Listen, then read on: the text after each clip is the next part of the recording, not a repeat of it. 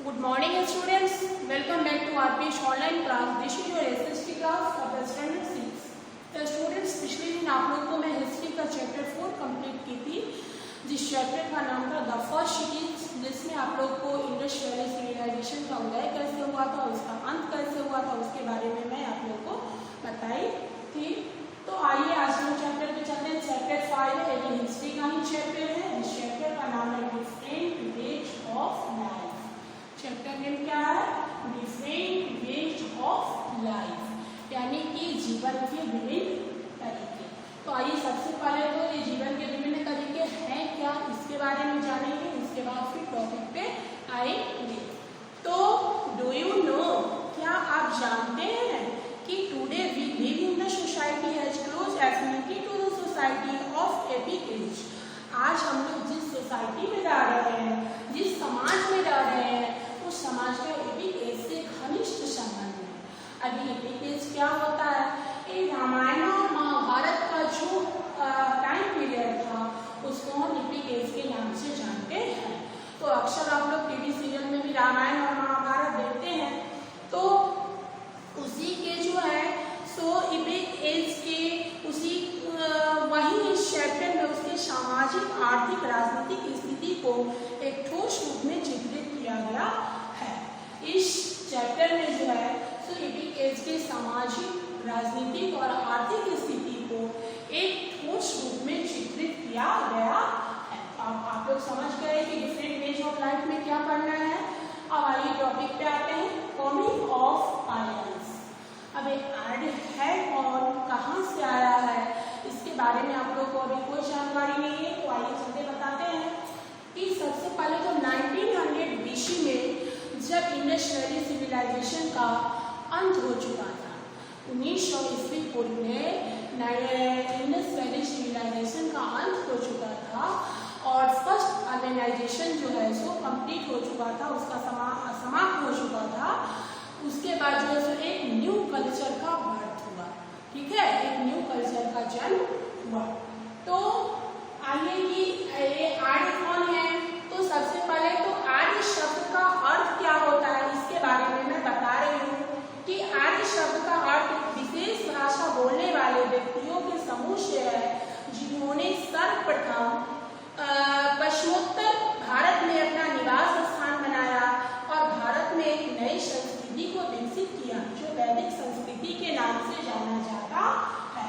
अब आर्य शब्द का अर्थ क्या होगा? आर्य शब्द का अर्थ एक विशेष भाषा बोलने वाले व्यक्तियों के समूह से है, जिन्होंने पश्चिमोत्तर भारत में अपना निवास स्थान बनाया और भारत में एक नई संस्कृति को विकसित किया, जो वैदिक संस्कृति के नाम से जाना जाता है। तो आर्य शब्द आप लोग समझ गए। आइए इसको देखते हैं। The new groups of people came to India and subcontinent from the northwest called Aryans। अब वही बात अभी बताए हैं आप लोग को कि लोगों के नए समूह भारत और उपमहाद्वीप में उत्तर पश्चिम से आए हैं, जिन्हें आप आर्य समाज के नाम, आर्य के नाम से जानते हैं। एक नए लोगों की group, new groups of people जो इंडिया में और उसके सब कॉन्टिनेंट पे आपको नॉर्थ वेस्ट से आए हुए हैं, जिसको हम किस नाम से जानते हैं? आर्यंस के नाम से जानते हैं। तो आइए आगे देखते हैं कि अब who were the Aryans and where did they come from? ये आर्यन कौन थे, ये कहाँ से आए थे? तो according to the finding of historians, the Aryans came from the Russian steppes and in the area around the Caspian Sea। अब जो है सो हिस्टोरियंस की खोज के अनुसार, हमारे इतिहासकार के खोज के अनुसार जो है सो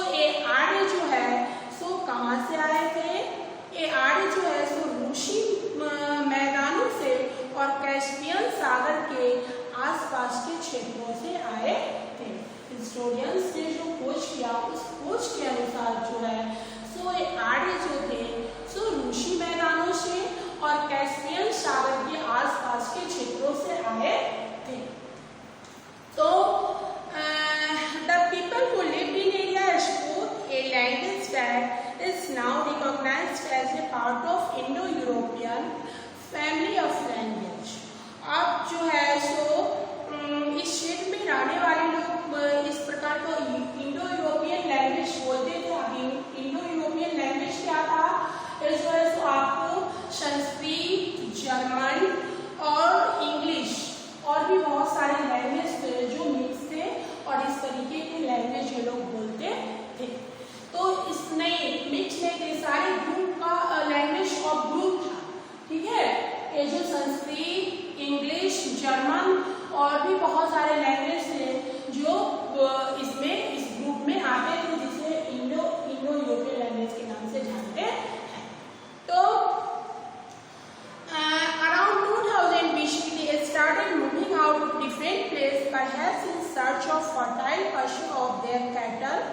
तो ऐसा अनुमान लगाया गया है कि आगे जो है सो 2000 ईस्वी पूर्व के आसपास उन्होंने शायद अपने मवेशियों के लिए उपजाऊ चारागाह की तलाश में दो अलग अलग जगहों पे जाना शुरू कर दिया था। ऐसा अनुमान लगाया गया था कि जो 2000 BC के दौरान जो है सो उन्होंने मवेशियों के लिए उपजाऊ चारागाह की तलाश में दो अलग अलग जगहों पे जाना शुरू कर दिए थे। तो some of these people moved to Syria, Mesopotamia and the Middle East, while others traveled across Europe. और जो है सो कुछ लोग जो है सो आपको सीरिया है, मेसोपोटामिया है, ये सब जगह पे ट्रैवल किए और जो है सो they entered India from Central Asia between 2000 BC and 1500 BC. They are believed to have reached northwest India by 1500 BC. उन्होंने 2000 BC के बीच सेंट्रल एशिया से भारत में प्रवेश किया और माना जाता है कि वे उत्तर पश्चिम भारत में 1500 ईस्वी पूर्व तक जो है सो पहुंच गए थे।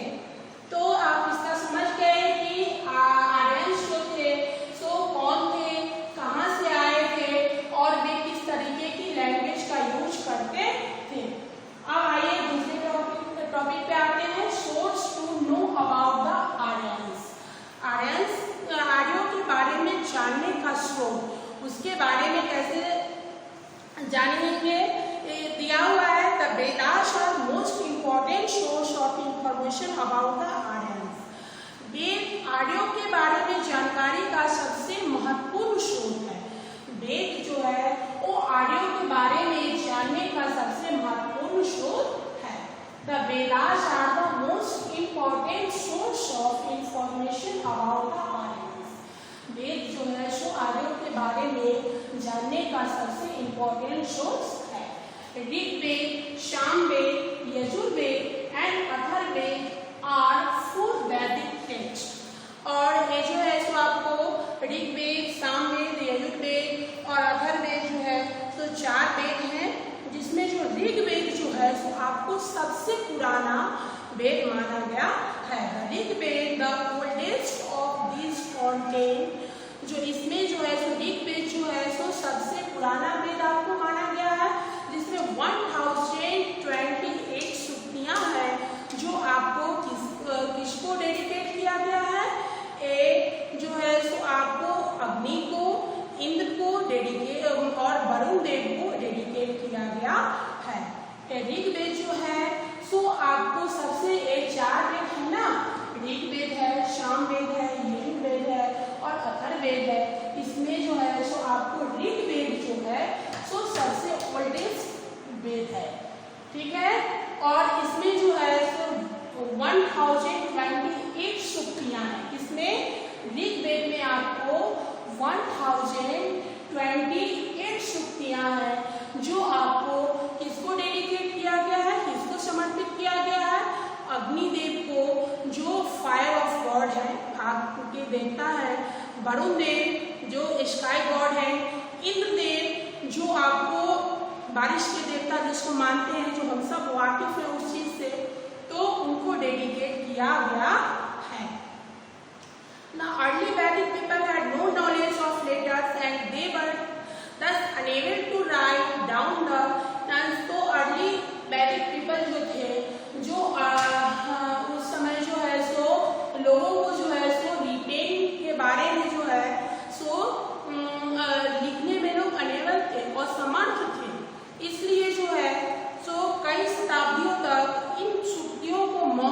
साहित्य का हिस्सा बनाते हुए पीढ़ी दर पीढ़ी सुनाया जाता था।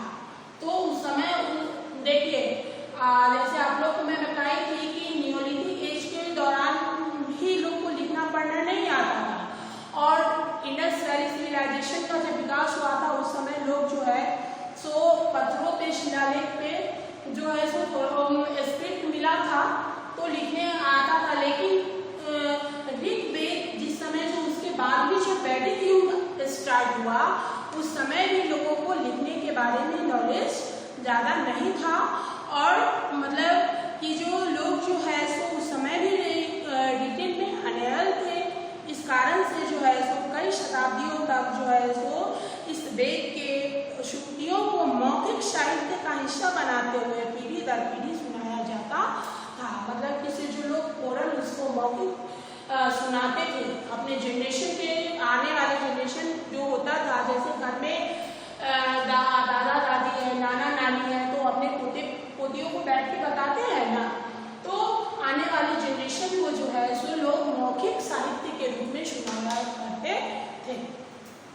तो the period between 1500 BC and 600 BC is referred to as the Vedic age in Indian history, and it is divided into early Vedic age and later Vedic age. इस वैदिक एज को जो है सो आपको दो भाग में डिवाइड किया गया है, एक आपको है अर्ली वैदिक एज और एक आपको है लेटर वैदिक एज।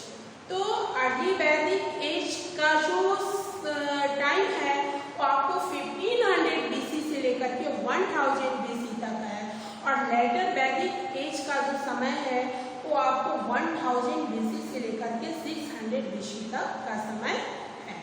आप लोग समझ गए कि इस वैदिक एज को जो है सो उसको डिवाइड किया गया है दो पार्ट में, कौन कौन, अर्ली वैदिक एज और लेटर वैदिक एज। फिर आगे देखेंगे कि उसको भी अलग अलग पार्ट में डिवाइड किया गया है, लेकिन अभी इतना समझिए कि उसको दो पार्ट में डिवाइड किया गया है, कौन कौन, एक अर्ली वैदिक एज और दूसरा लेटर वैदिक एज। तो अर्ली वैदिक एज को जो है सो उसका जो समय है वो 1500 BC टू 1000 BC है और लेटर वैदिक एज का जो टाइम है वो 1000 BC टू 600 BC। तो आप लोग जो है so coming of Aryans and source to know about the Aryans, इसके बारे में अच्छे से समझ गए होइएगा कि आर्य जो है सो कहाँ से आए थे और जो है सो किस प्रकार की भाषा बोलते थे और जो है सो हमारे वेद जो इम्पोर्टेंट है उसमें ऋग्वेद सबसे पुराना वेद है जिसको मैं बताई कि उसमें 1028 सूक्तियाँ हैं जो आपको इंद्र को, वरुण देव को और अग्निदेव को डेडिकेट किया गया है। तो उसके बाद जो है सो इसको अभी इस वैदिक एज को जो है सो दो काल में बांटा गया है, एक आपको लेटर वैदिक एज है और एक आपको क्या है, एक आपको फर्स्ट है आपको अर्ली वैदिक एज और सेकेंड है आपका लेटर वैदिक एज। तो अर्ली वैदिक एज को आपको 1500 BC टू 1000 BC है और लेटर वैदिक एज का जो है सो आपको 1000 BC से लेकर के 600 BC तक है। तो आप लोग इसको समझ गए, ठीक है। फिर नेक्स्ट टॉपिक में मिलेंगे, तब तक के लिए थैंक यू।